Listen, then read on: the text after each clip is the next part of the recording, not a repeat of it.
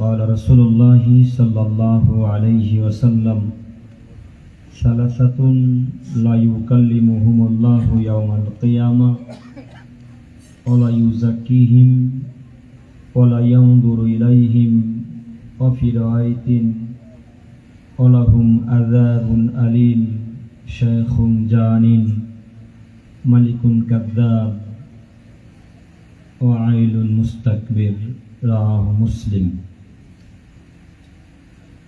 عن أبي مالك الأشعري رضي الله تعالى عنه قال قال رسول الله صلى الله عليه وسلم لا يكونن من أمتي أقوام يستحلون الحرى والحرير والخمر والمعازف رواه البخاري.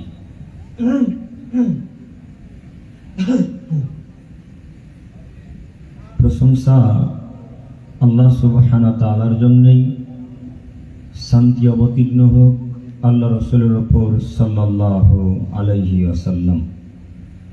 সম্মানিত সভাপতি সাহেব ও ওলামায়ে কেরামগণ ও আমার সামনে বসে থাকা দিনী ভাই ও পর্দার আড়ালে মা ও বোনেরা, আজকে আমাদের এই দিনী বৈঠকে সংক্ষিপ্ত সময়ে আলোচ্য বিষয় হচ্ছে যুব সমাজ ধ্বংসের কয়েকটি কারণ। যদিও আমি ভেবেছিলাম যে আজকে সলাত নিয়ে কিছু বলা যেতে পারে, কিন্তু পরিস্থিতি তেমন অনুকূলে মনে হচ্ছে না, যার কারণে বিষয়বস্তুকে চেঞ্জ করতে বাধ্য হলাম। সম্মানিত উপস্থিতি, আমি আমার বক্তব্য শুরু করার প্রথমেই আপনাদের সকলের সাথে জরুরি কয়েকটি কথা বলতে চাচ্ছি।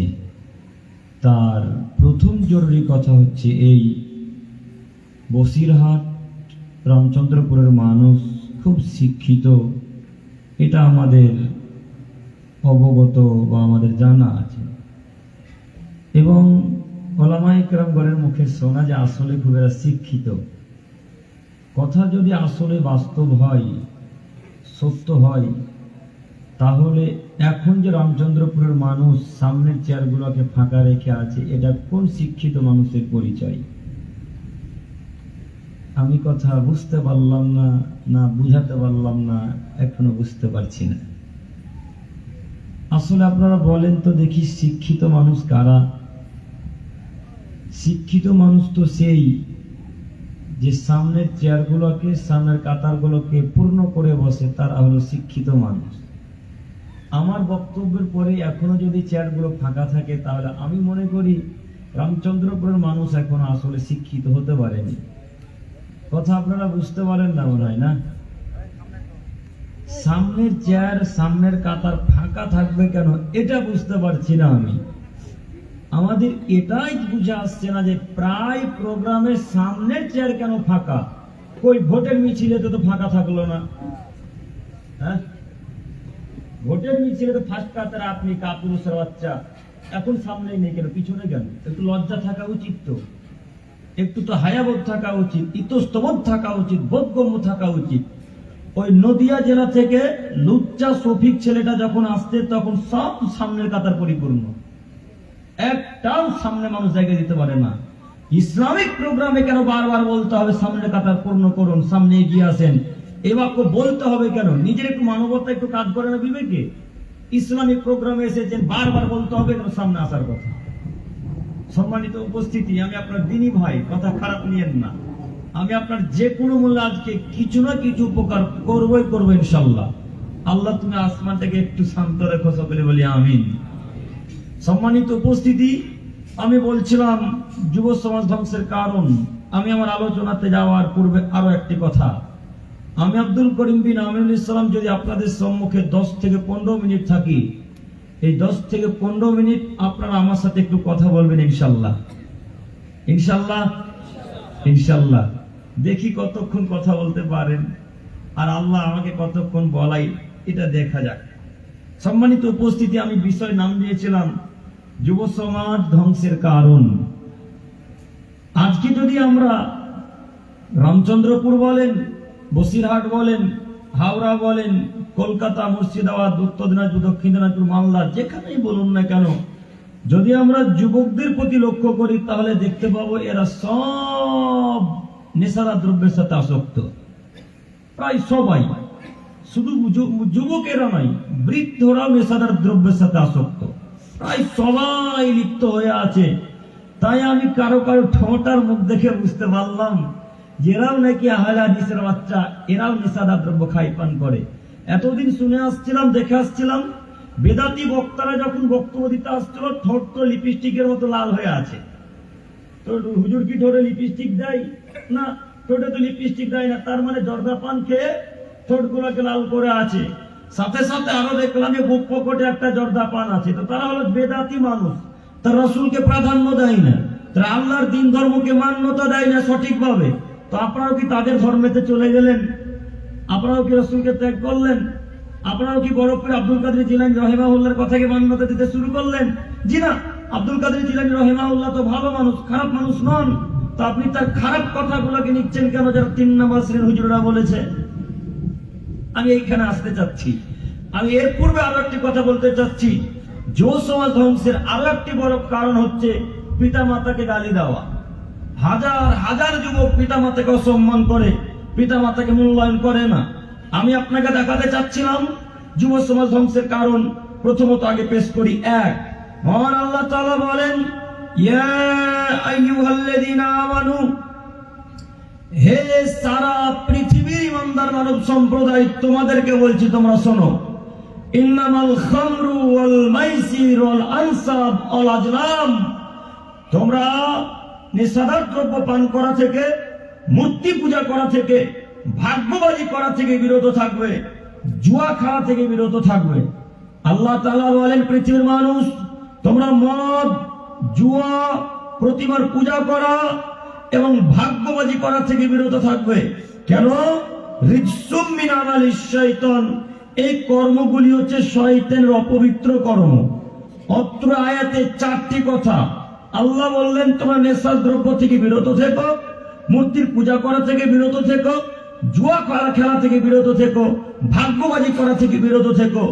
এইগুলি থেকে যদি বিরত থাকতে পারো তাহলে তোমরা লাআল্লাকুম তুফলিহুন, তোমরা সফলতা অর্জন করবে। এবার আপনাকে আমি বলতে চাচ্ছি, বলেন নেশার দ্রব্য খাই পান করা মুহাম্মদ সাল্লাল্লাহু আলাইহি ওয়াসাল্লামের নীতি না শয়তানের নীতি? এটা একটু আপনারা আমাকে বলেন। কথা বলতে ভয় লাগছে। শয়তানের নীতি। এখন রামচন্দ্রপুরের মানুষ বলুক, শয়তান জান্নাতে যাবে না জাহান্নামে যাবে? জাহান্নামে যাবে। তো শয়তানের কথা মোতাবেক চলে যারা, তারা এখন কোথায় যাবে? কথার উত্তর আপনারাই দিচ্ছেন কিন্তু, হ্যাঁ, হিসাব করে উত্তর দিতে হবে। শয়তান এখন জাহান্নামে যাবে, তাহলে শয়তানের যত অনুসারী তারা এখন কোথায় যাবে? জাহান্নামে যাবে। তো আপনাকে আমি কি দিয়ে বুঝাবো শয়তানি কর্ম কোনটা? শয়তানি কর্ম তো আপনি পকেট নিয়ে এখন বসে আছেন। এখন রামচন্দ্রপুরের মানুষের পকেট, লঙ্গির বরিন্দা আর বুক পকেট যদি চেক করা হয় তো বিড়িগুলো পাওয়া যাবে? পাওয়া যাবে না, মনে হয় ভুল হয়ে গেল। কথা ভুল হচ্ছে না? পাওয়া যাবে। তো বলেন শয়তানি কর্ম থেকে কিভাবে বাঁচলেন? কিভাবে শয়তানি কর্ম থেকে বাঁচবেন? আমি যে আপনাকে বললাম, এগুলি থেকে বিরত থাকে যারা, তারা হলো সফল মানুষ। এই 4টি কর্ম থেকে বিরত থাকে যারা, তারা হলো ভালো মানুষ, তারা কামিয়াবি মানুষ, তারা জান্নাতে যাবে। ও রামচন্দ্রপুরের মানুষ, কি দেখাতে চাচ্ছেন নিজেকে? এখন ইসলামিক সভাতে বসে আছেন, পকেটে গুটকা নিয়ে বসে আছেন। ইসলামিক সভাতে বসে আছেন, পকেটে বিড়ি নিয়ে বসে আছেন। ইসলামিক সভাতে বসে আছেন, পকেটে সিগারেট গুল নিয়ে বসে আছেন। লজ্জা হয় না কেন? ইতস্তবোধ হয় না কেন? বোধগম্য থাকা উচিত, হায়াবোধ থাকা উচিত, ইতস্তবোধ থাকা উচিত। আপনি ইসলামিক প্রোগ্রামে এসে পকেটে গুটকা নিয়ে বসে থাকবেন, এটা কিভাবে ইসলাম মান্যতা দিতে পারে? এটা কিভাবে আপনি মূল্যায়ন করলেন? আমরা বুঝতে পারলাম না। আমরা যখন রাস্তাঘাটে চলাচল করি তখন দেখতে পাই আমাদের হিন্দু ভাইরা দুর্গা পূজা দেখতে যাওয়ার পূর্বে হাতে একটা সিগারেট পান করতে করতে দুর্গা পূজাকে দেখতে যাই, কেউ মদ পান করে দেখতে যাই, কেউ বিড়ি পান করতে করতে দেখতে যাই। হাজার হাজার হিন্দু ভাইয়ের প্রমাণ যে দুর্গা মাকে দেখতে যাওয়ার সময় তারা মদ পান করে যায়। এরকম দেখেননি আপনারা রাস্তাঘাটে? দেখেননি? তো আপনারা এখানে কি দুর্গাকে দেখতে এসেছেন? হ্যাঁ, এখানে কি গণেশকে দেখতে এসেছেন? এখানে কি কালী মাকে দেখতে এসেছেন? না, এখানে দুর্গা, কালী, গণেশ কাউকে দেখতে আসেননি। এখানে একজনের কথা শুনতে এসেছেন, তার নাম কি? মুহাম্মদ সাল্লাল্লাহু আলাইহি সাল্লাম। তিনি বলছেন লা ইয়াদখুলুল জান্নাতা মুদমিনুল খামর, যারা নেশাদার দ্রব্য খায় পান করে জান্নাতে যাবে না। এই যুবক ভাই, তোমাদের দৃষ্টি আকর্ষণ করছি, তুমি একটু আমার দিকে চেটাকে মুখ নিচে দেখে রেখো না। তোমার জন্য বিষয় নির্ধারণ করা। তোমার পকেটে বিড়ি আছে, কা পুরুষ তুমি? তোমার পকেটে সিগারেট আছে, তুমি এখনো মদ পান করো। বলো তুমি কিসের পাস ছাত্র? বলো তুমি কিসের বিয়ে পাস ছাত্র? বলো কে বলো রামচন্দ্রপুরে তুমি শিক্ষিত মানুষ? কে বলো তুমি বসিরহাটে শিক্ষিত ছাত্র? কে বলো তুমি কলকাতা শিক্ষিত ছাত্র? তোমার বিদ্যাকে আমরা মূল্যায়ন করি না, তোমার বিদ্যাকে আজও মূল্যায়ন করি না। তোমার বিদ্যাকে আজকে বসিরহাটের গোরস্থানে, রামচন্দ্রপুরের গোরস্থানে পুঁতে দিতে এসেছে, কথা মনে রেখো। ওই ছাত্রকে শিক্ষিত বলিনি যেই ছাত্র বিড়ি পান করে, ওই ছাত্রকে শিক্ষিত বলি না যেই ছাত্র সিগারেট পান করে, ওই মানুষকে আমরা শিক্ষিত বলি না যেই মানুষ মদ, গাঁজা, ইয়াবা, তিরঙ্গা, জর্দা, সিগারেট খাই পান করেন, এদেরকে আমরা শিক্ষিত কোনোদিন বলিনি। আজকেও রামচন্দ্রপুরে নাকচ করে গেলাম, দেখে কোন মায়ের বেটা বলে আমি শিক্ষিত? বলেন না একজন যে আমি বিড়ি পান করে আমি শিক্ষিত মানুষ? বলেন একবার হাদিস কোরআন যদি আপনাকে কবর না দিতে পারি তো আর কথা বলবো ইনশাল্লাহ। আজকে শেষ। কে বললো শিক্ষিত? আব্দুল করিম সাহেব। তাহলে হুজুরেরা খাচ্ছে যে, তো হুজুর কখন বললাম আপনার হুজুর শিক্ষিত? আপনার হুজুরকে কখন বললাম শিক্ষিত? আপনার হুজুর গুটকা খায় তাই বলে যে গুটকা খাওয়া যায়। বুঝেননি কথা? কথা কি বুঝে আসছে আপনাদের? আমি ধ্বংসের কারণ দেখাচ্ছি, বারবার অনুসরণ আমার দিকে এক খেলে চেয়ে থাকেন। আপনার হুজুরকে জিজ্ঞাসা করেন, হুজুর বলবে মাকরু। আমরা কিয়ামত পর্যন্ত এগুলোকে মাকরু বলবো, যতদিন দেহে শ্বাস আছে ততদিন পর্যন্ত। আবার প্রমাণ দিচ্ছি, দেখেন। আল্লাহ নবী বললেন মাসকারা কাসিরু ফাকালিলু হারামুন, যে জিনিসের বেসিক্যাল বিবেকের ক্ষতি হয় তার অল্প বস্তু মদ। পানি বোতল নাই, ওটা দেখি। যেই জিনিস বেসিক্যাল বিবেকের ক্ষতি হয় তার অল্প বস্তু মদ। একটু আপনারা তাকান। আব্দুল করিম সাহেব, কে বললো বিড়ি খেলে নেশা লাগে? কে বললো গুটকা খেলে নেশা লাগে? কে বললো একটা সিগারেট পান করে নেশা লাগে? আসলেই রামচন্দ্রপুরের মানুষ যদি গুটকা পান করে তাহলে নেশা লাগবে না? লাগবে? কথা বলেন, একটু কথা বলেন না গো। রামচন্দ্রপুরের মানুষ যদি আজকে কেউ এই মুহূর্তে একটা বিড়ি পান করে তাহলে তার মাথা পরিবর্তন হবে, তার ব্রেন মস্তিষ্ক পাল্টাবে। সে কেউ এই এলাকার মানুষকে গালি দিলে একটা বিড়ি পান করার পর কেউ দিবে না, তাহলে বিড়ি খাওয়া যায় যাই নয়? এবার আপনাকে বুঝাই। আল্লাহ বললেন মাসকারা কাসিরহু ফাকালিলহু হারাম, যে জিনিসের বেশি খেলে বিবেকের ক্ষতি হয় তার একটা কোনাও হারাম। একটু আপনারা আমার দিকে চেয়ে থাকেন, কিছুক্ষণের জন্য মনে করেন এই পবিত্র জলের বোতলটা মনে করেন মদের অপবিত্র বোতল। কিসের বোতল? কথা বলেন, একটু কথা বলেন। এই পানির বোতলটা কিছুক্ষণের জন্য মনে করেন মদের বোতল। এই মদ এখন পরিপূর্ণ হালাল না হারাম? হারাম। তো আমি আব্দুল করিম বিন আমিনুল ইসলাম যদি এই পরিপূর্ণ মদের বোতলটা পান করি তাহলে আমার নেশা লাগবে, আর যদি একটু পান করি তাহলে আমার কিন্তু নেশা লাগবে না। একটু দেখাই, এই এক চিপি মদ আমি আব্দুল করিম বিন আমিনুল ইসলাম পান করলাম, নেশা লাগলো? আমি গালি দিচ্ছি এখন কাউকে? আমার ব্রেন পরিবর্তন হয়ে গেছে? হয়নি। তাহলে হালাল কেন? হালাল না, আমার তো নেশা লাগেনি। কথা বুঝাতে পারিনি মনে হয়। আপনার কথাতে যাচ্ছি। আপনি বললেন বিড়ি খাচ্ছি তো নেশা লাগে না, তো কই নেশা লাগলে হারাম হয়? তো আমিও তো যাচ্ছি বিড়ি খেলাম, আমার তো নেশা লাগলো না, তাহলে হালাল। কথাগুলো বুঝেননি মনে হয়? কথা কি বুঝে এসছে? যেই জিনিসের বেশি খেলে বিবেকের ক্ষতি হবে তার অল্প কোনো হারাম, এক ছিপিও হারাম। এখন বর্তমান রামচন্দ্রপুরে যত যুবক, যত মুরব্বী, যত হুজুর, যত পীর সাহেব, যত মানুষ পৃথিবীতে নেশা দ্রব্য খাই পান করে, হোক না কেন বিড়ি, হোক না কেন গুটখা, হোক না কেন গাঁজা, হোক না কেন সিগারেট, হোক না কেন ইত্যাদি ইত্যাদি নেশার দ্রব্য, এই বিড়িগুলাকে একত্রিত করে 250 বা 500 গ্রাম জর্দা এক জায়গায় করে ওই লোকটার মুখে এখন বলে দেন, দেখেন তার অন্তত ঠিক ব্রেন ঠিক থাকে কিনা। 250 গ্রাম জর্দা পান করার পর যদি ব্রেন ঠিক থাকে তাহলে জেনে নিতে হবে জর্দা পান করা হালাল। আর যদি 250 খাওয়ার পর ব্রেন মস্তিষ্ক পরিবর্তন হয়ে যায় তাহলে মনে করতে হবে একেবারে হারাম, টোটালি হারাম, পরিপূর্ণরূপে হারাম, সম্পূর্ণরূপে হারাম।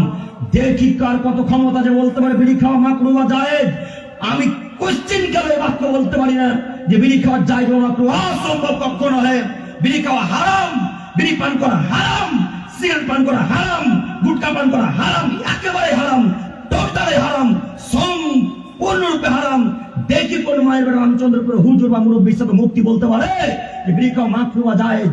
ওকে যদি হাদিস কোরআন দিয়ে গোরস্থানে না রেখে চলে যেতে পারি, জাতি ইসলামের কোশ্চেন কালে বক্তব্য রাখবো না, আজকে শেষ করে দেবো ইনশাল্লাহ। এতগুলো মানুষ বলছেন না, হাত তুলে বলেন না কেন? ক্ষমতা নেই কেন? যদি ক্ষমতা রাস্তার মধ্যে পড়ে গুটকারি বসে আছেন, লজ্জা হয় না কেন? কা পুরুষ আপনি? অসভ্য মানুষ। আপনাকে ইসরায়েলের বাচ্চারা কচু কাটা করে কাটবে না তো সাঁওতালকে ঝাড়খণ্ডে কাটতে যাবে? হ্যাঁ, আপনাকে অন্যান্য সরকার কাটবে না তো ঝাড়খণ্ডের সাঁওতালকে কাটতে যাবে? অসম্ভব কখনো হয়। বিজেপি ওই ইসরায়েলেরা কখনো সাঁওতালকে কাটবে না। ইহুদির বাচ্চারা, খ্রিস্টানের বাচ্চারা, বেধর্মীরা কখনো সাঁওতালকে কাটবে না। কখনো খ্রিস্টান বাচ্চা খ্রিস্টানকে হত্যা করবে না। কখনো ইহুদি আরেকটা ইহুদিকে কাটবে না। ইহুদি, খ্রিস্টান, বৌদ্ধ, সাঁওতাল, ডোম, চামারের একটাই শত্রু, তারা কারা? মুসলমানের বাচ্চা। আর এই মুসলমান বুঝতে শিখলো না ইহুদি খ্রিস্টানের নীতিতে, ইহুদি খ্রিস্টানের নীতি গ্রহণ করে নিল। যুবক ভাই, আপনার দৃষ্টি আকর্ষণ করছি বারবার, আজকের পর থেকে এই যাবতীয় জিনিসের মুখে লাথি মারলাম ইনশাল্লাহ। আজকের পর থেকে আর পকেটে থাকবে না, হবে না ইনশাল্লাহ? না না হবে না, খুব কঠিন, খুব কঠিন। বাথরুমে গেলেও তো একটা লাগে।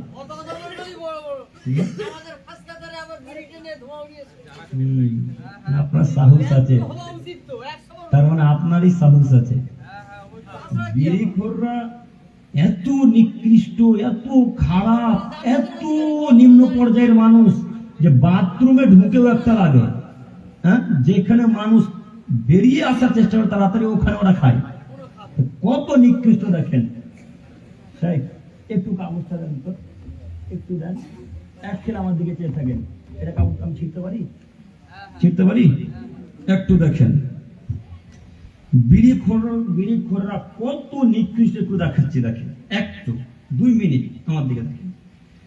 কিছুক্ষণের জন্য মনে করেন এটা চকলেট। এটা কি চকলেট? চকলেটটা হালাল না হারাম? হালাল।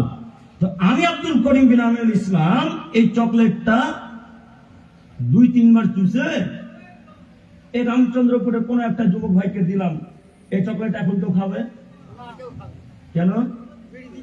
যে আব্দুল করিমের মুখে আমরা কেন খাবো? প্রত্যেকটা মানুষের একটা রুচি আছে, রুচি নাই? এই ভাই কথা বুঝতে পারেন না? প্রত্যেকটা মানুষের একটা রুচি আছে, অথচ চকলেটটা হালাল, তারপরেও ওর রুচিতে সম্মত হয় না। কিন্তু একটা বের পিছন দিক 6 জন বলে ঠিকই টানতে পারে। বলেন এর রুচি কোথায় থাকলো? হ্যাঁ, এর রুচি কোথায় ঠিক থাকলো? একটা বের পিছন দিক, একটা সিগারেটের পিছন দিক 6-7 জন মিলে টানে, আর চকলেট হালাল তারপরে খেতে পারেন না। এই তো আপনি যুবক, এই তো আপনি মানুষ। এই জন্য আল্লাহ বললেন, ইয়া আইয়ুহান নাস, হে মানব সম্প্রদায়, কুলু মিম্মা ফিল আরদি হালালান তাইয়্যিবা, আমি এই গোটা পৃথিবীতে যা কিছু দিয়েছি তাতে বৈধ এবং পবিত্র ভক্ষণ করবে। হে আদমের ছেলে মেয়েরা, তোমাদেরকে বলছি শোনো, আমি আল্লাহ তাআলা গোটা পৃথিবীতে যা কিছু দিয়েছি তার মধ্যে পবিত্র এবং বৈধ রুজি ভক্ষণ করবে। একটু আপনাকে দেখাই বৈধ এবং পবিত্র কি, দুটাই তো এক, কিন্তু আল্লাহ বৈধ পবিত্র বললেন কেন? পবিত্র জিনিসও খাওয়া যায়, বৈধ জিনিসও খাওয়া যায়, তো আল্লাহ তাআলা 2টা বাক্য ব্যবহার করলেন কেন? একটু বিরক্ত বোধ হচ্ছেন? বিরক্ত লাগে তো তো গল্প করছেন কেন ভাই? আমি আব্দুল করিম বিন আমিনুল ইসলাম এখানে বক্তব্য রাখবো, আজকে বক্তব্য দিয়ে চলে যাব, কালকে সকালবেলায় চায়ের দোকানে বলবে না করিম বেটা কি যে বললো কিছুই বুঝলাম না। এখন গল্প করলে কিছু বুঝতে পারবেন? জি, গল্প করলে তো কিছু বুঝে আসবে না। এক খেলে আমার দিকে চেয়ে থাকলে আপনি কিছু বুঝতে পারবেন, এটা আমি আশাবাদী। একটু দেখেন, আল্লাহ বললেন তোমরা বৈধ এবং পবিত্র রোজা ভক্ষণ করো। বৈধ প্রাণী কখনো কখনো অবৈধ হয়ে যায়। কিভাবে? গরু, ছাগল, উট, দুম্বা, ভেড়া, মুরগি, এগুলো হালাল না হারাম? হালাল। এইগুলোর একটা যদি মারা যায়, মরে যায়, তখন ওই প্রাণীটাকে আর খাওয়া যাবে না, অবৈধ হয়ে গেল। তাই আল্লাহ বলছেন বৈধ এবং পবিত্র রোজা খাবে। আল্লাহ তাআলা থেকে 1450 বছর পূর্বে আদমের ছেলে মেয়েদেরকে বললেন আমি গোটা পৃথিবীতে অনেক প্রকারের খাদ্য দিলাম, অনেক প্রকারের পানি জাতীয় জিনিস দিলাম, তার মধ্যে বৈধ এবং পবিত্র রোজা খাবে। এর মধ্যে আছে আলু, এর মধ্যে আছে আপেল, এর মধ্যে আছে কলা, কিশমিশ, আখরোট, কাজু, পেস্তা, চেরি ফল ইত্যাদি ইত্যাদি হাজারো প্রকারের ফল, হাজারো জাতীয় খাদ্যের জিনিস আল্লাহ তাআলা পৃথিবীতে পাঠিয়েছেন। এত প্রকারের খাদ্য পানি জাতীয় জিনিসকে বাদ দিয়ে আপনার কপালে বিড়ি গুলগুটকাই জুটলো? হ্যাঁ, আপনাদের এটাই ভালো লাগলো? আশ্চর্য মানুষ। আল্লাহ বলছেন বৈধ এবং পবিত্র রোজা খাবে। যুবকদেরকে আল্লাহ বলেন এই যুবকের দল, তোমরা বৈধ এবং পবিত্র রোজা ভক্ষণ করো। হে আমার যুবক ভাই, আল্লাহ ব্রেন মস্তিষ্ক দিয়েছেন, আপনি একটু বিবেচনা করে চলাচল করেন। আল্লাহ ব্রেন মস্তিষ্ক দিয়েছেন, বিবেক বুদ্ধি দিয়েছেন, একটু বিবেচনা করে চলাচল করেন। নইলে কাল ছেড়ে পরকালে যেদিন পাড়ি দিবেন সেদিন আপনি টিকতে পারবেন না। সেদিন আল্লাহ তাআলা জিজ্ঞাসা করবেন, আরে ও আব্দুর রহমান সাহেব, এই যে হারাম খাদ্য পান করছিলেন, কেউ বাধা দেয়নি, কেউ আপনাকে নিষেধ করেনি? তখন আপনি বলবেন লা, আল্লাহ না, কেউ বাধা দেয়নি, কেউ আমাদেরকে কিছু বলেনি। আল্লাহ তাআলা সঙ্গে সঙ্গে মুখে মোহর লাগিয়ে দিয়ে বলবেন কাযাবতা, তুমি মিথ্যা কথা বলছো, কাযাবতা, তুমি মিথ্যা কথা বলছো। শুনে রাখো, সেই দিন তোমাদের এলাকাতে আব্দুল করিম বিন আমিনুল ইসলাম বলেনি এই জাতীয় জিনিস হারাম, এই খাবার খাওয়া হারাম, এই পানি জাতীয় জিনিস পান করা হারাম, এই বাক্য বলেনি? তখন আপনি আপনাদের এলাকার যারা খাই পান করে তারা সকলে বলবেন নাম নাম নাম, হ্যাঁ হ্যাঁ আল্লাহ বলেছিল, কিন্তু তার কথাকে আমরা মিথ্যা প্রতিপন্ন করেছিলাম, তার কথাকে আমরা বিশ্বাস করিনি। তখন আল্লাহ তাআলা বলবেন আচ্ছা ঠিক আছে, যাও এখন যতজন পান করেছেন একসাথে এখন জাহান্নামে থাকো। সেদিন কত ভালো লাগবে, সেদিন কত ভালো লাগে। হে আমার যুবক ভাই, আমি আপনার দৃষ্টি আকর্ষণ করতে চাচ্ছি বারবার, আজকে থেকে নীতি পরিবর্তন হবে না ইনশাআল্লাহ, হবে ইনশাআল্লাহ। ইনশাআল্লাহ আল্লাহ তুমি আমার দিনী ভাইদেরকে কবুল করো, সকলে বলি আমিন। সম্মানিত উপস্থিতি, আমি দেখাচ্ছিলাম যুব সমাজ ধ্বংসের কারণ। এবার চলে আসি বন্ধুত্ব। একটু আপনাকে দেখাচ্ছি আমি, যদি ধ্বংসের পথ থেকে বিরত থাকতে চান তাহলে ইহুদি এবং খ্রিস্টান বেধর্মীদের সাথে বন্ধুত্ব ত্যাগ করেন। ইহুদি খ্রিস্টান বেধর্মীদের সাথে বন্ধুত্ব ত্যাগ করেন। একটু আমার দিকে একটু চেয়ে থাকেন। আল্লাহ তাআলা থেকে 1450 বছর পূর্বে বললেন ইয়া আইয়ুহাল্লাযীনা আমানু, হে পৃথিবীর ইমানদার মানব সম্প্রদায়, লা তাত্তাখিযুল ইয়াহুদা ওয়া নাসারা আউলিয়া, তোমরা ইহুদি এবং খ্রিস্টানদেরকে বন্ধুরূপে গ্রহণ করো না। কেন? বাযুহুম আউলিয়াউ বাদ, ইহুদির বন্ধু খ্রিস্টান, খ্রিস্টানের বন্ধু ইহুদি, ইহুদির বন্ধু খ্রিস্টান, খ্রিস্টানের বন্ধু ইহুদি। তারা আপসে কখনো কোশ্চেন কালেও এক সেকেন্ডের জন্য তারা আপসে শত্রুতা বজায় রাখবে না, তারা সদা সর্বদাই বন্ধুত্ব বজায় রাখবে। এটা আল্লাহ তাআলার বাণী। এখন আপনাকে বলি, হাজারো সাংবাদিক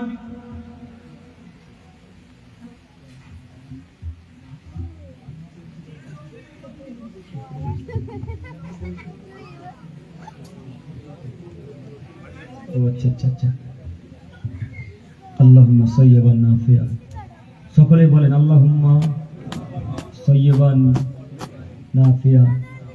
হে আমার প্রতিপালক, তুমি আমাদের প্রোগ্রামটাকে সফল করো, একটু বৃষ্টিকে থামাও, সকলে বলি আমিন। আল্লাহ, আর কিছুক্ষণের মধ্যে আমাদের প্রোগ্রাম শেষ হবে। মালিক, তুমি তো দয়ার সাগর, তুমি তো ক্ষমাশীল, তুমি তো রহমান, তুমি রহিম। আল্লাহ, তুমি আমাদের প্রোগ্রামটাকে সফল করো, সকলে বলি নাফিয়া। আল্লাহ, তুমি আমাদের প্রতি রহম করো, আমাদের প্রতি তুমি করুণা দান করো। আল্লাহ, তুমি আমাদের প্রতি রহম দান করো, সকলে বলি আমিন। আমি কি বক্তব্য করতে চান? ইহকাল ছেড়ে পরকালে যদি জান্নাত পেতে চান, তাহলে যে কোনো মূল্যে আপনাকে ইহুদি এবং খ্রিস্টানদের সাথে বন্ধুত্ব ত্যাগ করতে হবে। আব্দুল করিম সাহেব কই?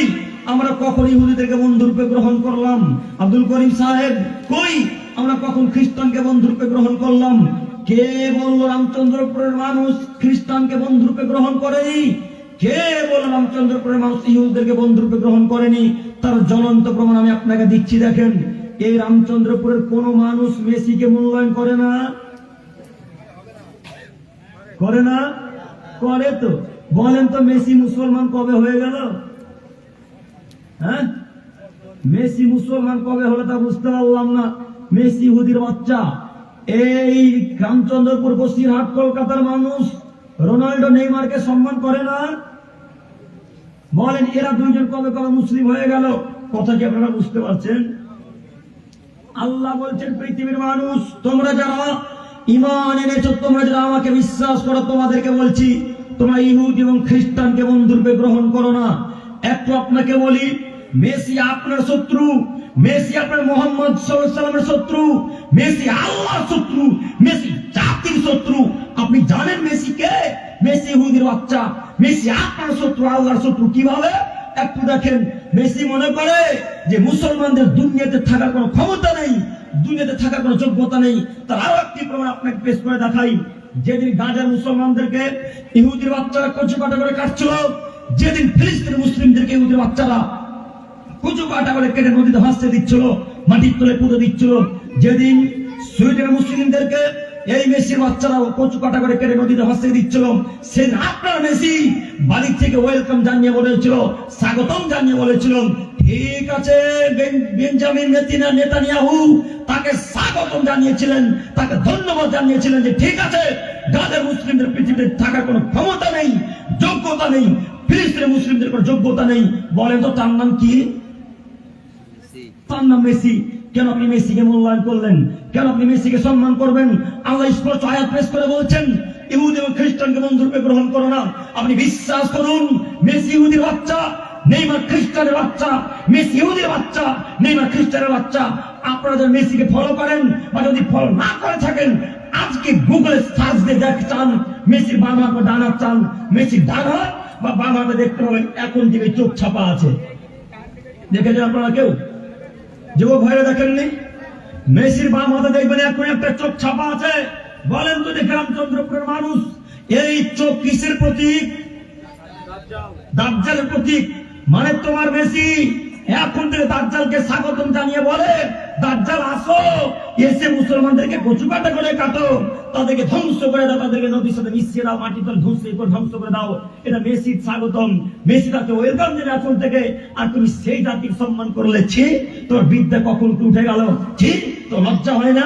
মেসির 10 নম্বর জার্সি তুমি বুকে করে নিয়ে ঘুরে বেড়াও, মেসির 10 নম্বর জার্সি তুমি বুকে করে নিয়ে ঘুরে বেড়াও। আমরা সেই মেসির জার্সিকে বুকে নেওয়া তো বহু দূরের কথা, পায়ের তলে বাথরুমে পা পৌঁছে যাবে রাত্রে রাজি নয়। তারা খ্রিস্টান ইহুদি বাচ্চাকে আমরা মূল্যায়ন করি না, আজও মূল্যায়ন করি না। মুহাম্মদ সাল্লাল্লাহু আলাইহি ওয়াসাল্লাম বলেন, পৃথিবীর মানুষ ইহুদি খ্রিস্টানদের বিরোধিতা করবে। পৃথিবীর মানুষ তোমরা ইহুদি খ্রিস্টানদের বিরোধিতা করবে। আল্লাহ বলছেন, পৃথিবীর মানুষ তোমরা ইহুদি খ্রিস্টানদের সাথে চলাচল করো না, তোমরা তাদেরকে সম্মান করো না, তোমরা তাদেরকে মূল্যায়ন করো না। হে আমার প্রিয় দিনী ভাই বোন, হে আমার সম্মানিত দিনী ভাই, আপনাদের আমি দৃষ্টি আকর্ষণ করে বলতে চাচ্ছি, আজকের পর থেকে আমরা কোন ইহুদি খ্রিস্টান বৌদ্ধদেরকে মূল্যায়ন করবো না, ইনশাল্লাহ। ইনশাল্লাহ। আজকে যত তাদের চ্যানেল, যত তাদের ইউটিউব, যত তাদের ইত্যাদি ইত্যাদি খেলার চ্যানেল হোক না কেন, ইত্যাদি ইত্যাদি হোক না কেন, আজকে সব আনসাবস্ক্রাইব, আনফলো করবো, ইনশাল্লাহ। হবে না? ইনশাল্লাহ। ইনশাল্লাহ। আল্লাহ তুমি কবুল করো, সকলে বলি আমিন।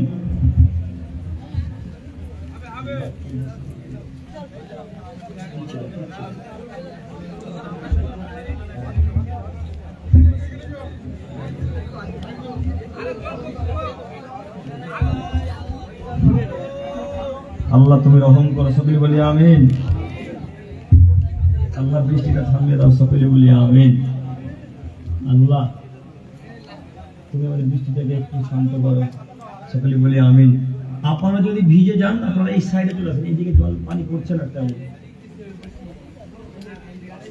অসুবিধা হলে উঠে চলে আসবেন, ঠিক আছে? ইনশাল্লাহ। ইনশাল্লাহ। ইনশাল্লাহ। আল্লাহ তুমি এই বৃষ্টির দিনে আমরা যারা এখন পর্যন্ত তোমার রাসূলের দিন ধর্ম তোমার ধর্ম নিয়ে আলোচনা করছি বা শুনছি, আল্লাহ তুমি তাদের সকলের প্রতি রহম করো, সকলে বলি আমিন। সম্মানিত দিনী ভাই বোন, আমি বলছিলাম যে ইহুদি খ্রিস্টানদের বিরোধিতা করতে হবে, আজকে থেকে পারবো না ইনশাল্লাহ। ইনশাল্লাহ। আব্দুল করিম ভাই, আচ্ছা